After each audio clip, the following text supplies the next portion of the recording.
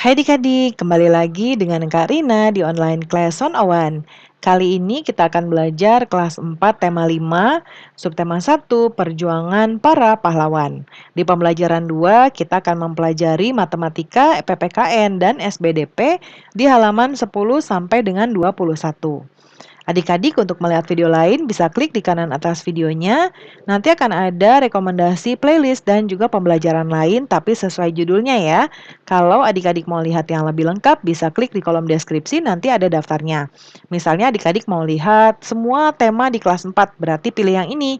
Klik linknya atau klik biru-birunya untuk masuk ke daftar playlistnya. Seperti ini ya. Misalnya adik-adik mau lihat kelas 4 tema 4 berarti pilih yang ini ya, putar semua. Nah, nanti di sebelah kanannya ini akan ada daftar playlistnya atau daftar videonya. Nah, di sini misalnya adik-adik mau lihat pembelajaran berapa, subtema berapa, dan halaman berapa, jadi dicari saja di sini ya. Nah, kita mulai ya. Di pembelajaran 2 ada Udin, kata Udin, kamu sudah belajar tentang perjuangan Raja Purnawarman.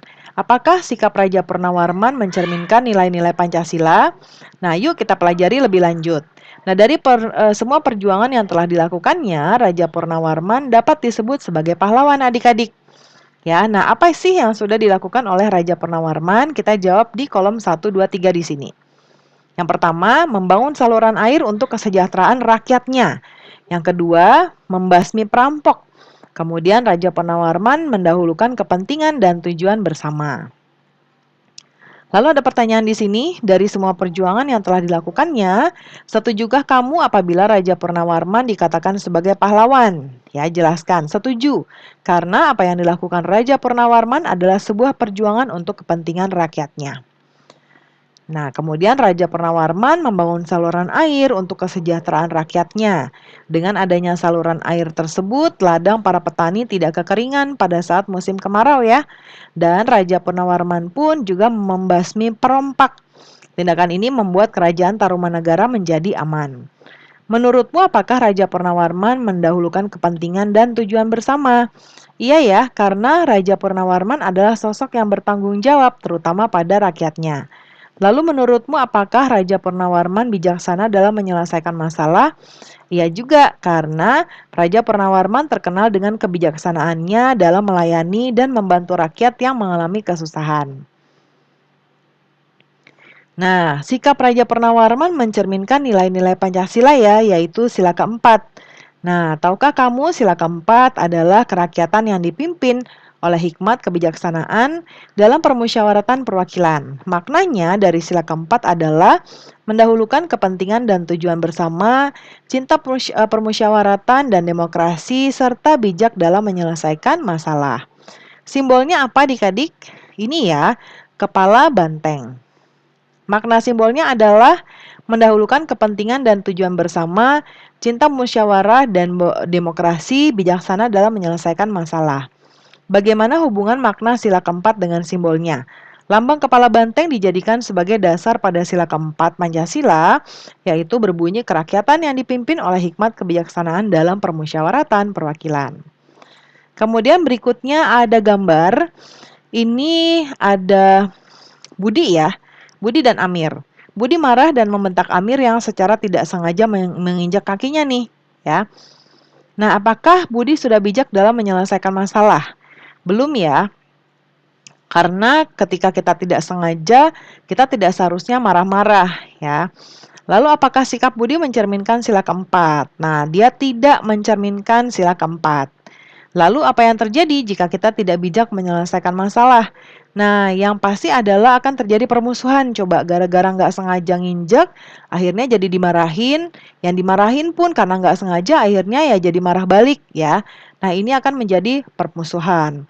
Lalu gambar kedua ada Lani. Lani sudah berencana untuk pergi ke rumah neneknya. Tetapi hari itu kelompok tarinya mendapat undangan dari Pak Lurah untuk menari merayakan hari kemerdekaan. Lani menunda rencananya. Ia menari bersama kelompoknya. Nah, apakah Lani sudah mendahulukan kepentingan bersama? Sudah ya. Lani lebih memilih ikut latihan menari bersama. Apakah sikap Lani mencerminkan sila keempat? Iya, karena mementingkan kepentingan dan tujuan bersama. Apa yang terjadi jika Lani tetap pergi ke rumah neneknya? Maka latihan tidak dapat dilaksanakan dan tujuan bersama juga tidak tercapai. Lalu yang gambar ketiga ada Dayu.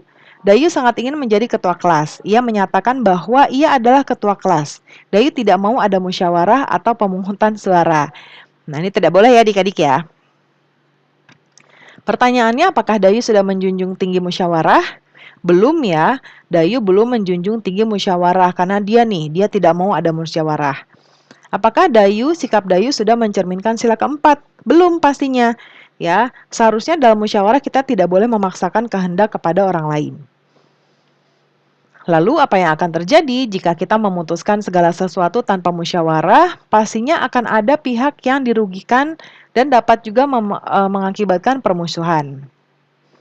Kemudian berikan contoh sikap dalam kehidupan sehari-hari yang sesuai dengan sila keempat Pancasila. Contohnya, selalu mengutamakan musyawarah untuk mencapai mufakat dalam menyelesaikan permasalahan, lalu menghargai hasil musyawarah, tidak boleh memaksakan kehendak, menghormati dan menghargai pendapat orang lain, berhati besar untuk menerima keputusan apapun ya yang dihasilkan oleh musyawarah, lalu bekerja sama untuk mempertanggungjawabkan keputusan tersebut.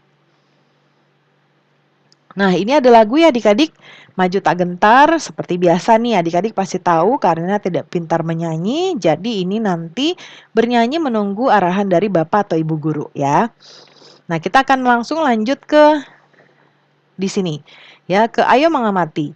Identifikasi tinggi rendah nada dari notasi angka lagu di atas. Apa yang kamu temukan?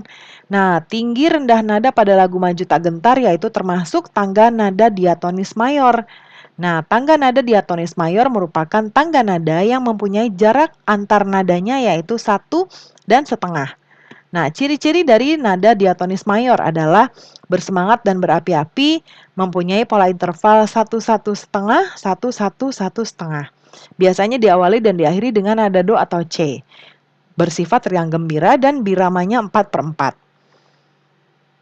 Nah, kemudian nanti bernyanyilah lagu Maju Tak Gentar bersama guru ya, sesuai tempo dan tinggi rendah nada. Nanti ditunggu arahan dari Bapak Ibu guru ya. Kemudian jelaskan tinggi rendah nada pada lagu Maju Tak Gentar. Nah, dia tadi termasuk tangga diatonis ya. Nah, ini sama ya pertanyaannya diulang lagi nih adik-adik. Nah, identifikasi ini sama ya. Nah, kemudian nilai baik apa yang terkandung dalam lagu itu? Ya, belalah segala sesuatu berdasarkan kebenaran. Jangan mau ditindas, ditekan, dan dikekang segala hak pribadi maupun orang lain harus sama-sama diperjuangkan. Ajakan gotong royong bersatu dalam mengusir para penjajah. Senantiasa semangat dan jangan pernah putus asa guna meraih kemenangan dan kemerdekaan. Kemudian, apakah lagu di daerahmu ada yang menggambarkan lagu perjuangan para pahlawan? Jika ada, tuliskan judul dan makna lagu tersebut ya. Contohnya mungkin Karina ambil dari Jawa Tengah, yaitu judulnya Caping Gunung. Nah, kemudian kita lanjut saja ya, ini bacaan akhirnya. Nah, di sini kamu akan belajar materi garis. Ayo pelajari materi ini dengan semangat ya. Ada gambar di sini ya. Ini gambar tanda persimpangan jalan seperti tanda plus. Lalu ini ada gawang sepak bola ya. Lalu ini ada petunjuk jalan, ini ada jari jemari dan ada daun. Nah, apakah kamu menemukan gambar garis pada gambar di atas? Tunjukkan garis yang kamu temui. Apa itu garis? Untuk mengetahuinya, kita akan melakukan percobaan ya. Buatlah 2 buah titik di dalam kolom di bawah ini. Berilah nama. Nah, ini boleh ya, misalnya seperti ini. Nah, dihubungkan. Beri nama, misalnya A dan B. Ya. Nah, kamu sedang melihat garis. Lalu, jika kamu mempunyai 2 titik dan kamu menghubungkannya akan menghasilkan garis. Seperti contoh seperti ini ya. Sekarang lakukan percobaan dengan menggunakan senter. Nyalakan lampu senter dan amati sinar yang terbentuk. Bagaimana sinar yang terbentuk? Ya, dapatkah kamu menemukan titik akhir dari sinar itu? Nah, jadi kalau kita lihat dari sinar ini, arah sinarnya terbentuk yaitu merambat lurus ya, seperti ini. Titik akhirnya tidak dapat diketahui secara jelas karena tidak ada benda di depannya. Nah, kesimpulannya, senter pada gambar arah sinar yang terbentuk merambat lurus dan tidak ada titik akhirnya karena tidak ada benda di depannya. Nah, ini ada contoh sinar dari lampu senter dapat diibaratkan sinar garis. Ya, ada di titik P dan terus berlanjut ke satu arah tak berujung. Perhatikan gambar di bawah ini. Ketiga gambar ini mewakili garis lurus, sinar garis, dan segmen garis. Seperti ini ya. Ya, ini garis, lalu ini sinar garis, dan ini segmen garis. Nah, sekarang adik-adik, sekarang temukan sebanyak mungkin garis yang ada di sekitar adik-adik. Nah, ini adik-adik bisa jawab sesuai dengan yang adik-adik temukan ya. Jadi, Karina tidak bisa menjawabkan. Kemudian berikutnya, menurutmu mana garis horizontal, mana yang vertikal? Ya. Nah, yang ini E dan F ini adalah vertikal, ya, lurus dari atas ke bawah seperti ini. Dan kalau yang ini G dan H itu adalah yang horizontal, ya.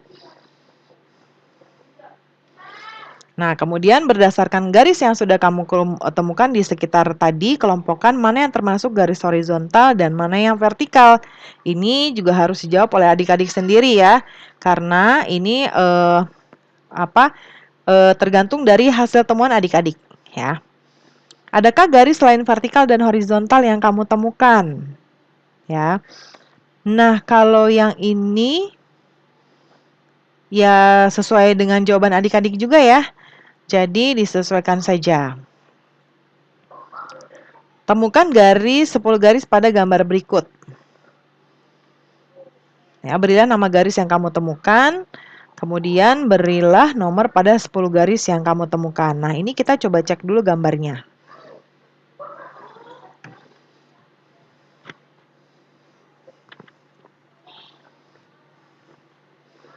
Nah, garisnya coba kita lihat ada 1, 2, 3, 4, 5, 6, 7, 8, 9, 10 ya. Ada 11 malah di sini. Ya, ini semuanya kalau yang begini ini adalah vertikal. Lalu ini juga ada 1, 2, 3, 4, ada 4. 11 vertikal ya yang sini dan 4 horizontal ya. Nah, pembelajaran kita sudah selesai ya adik-adik. Terima kasih sudah menonton sampai akhir. Mohon dimaafkan apabila ada kesalahan dalam perkataan maupun dalam materi yang diberikan. Sampai jumpa di pembelajaran berikutnya.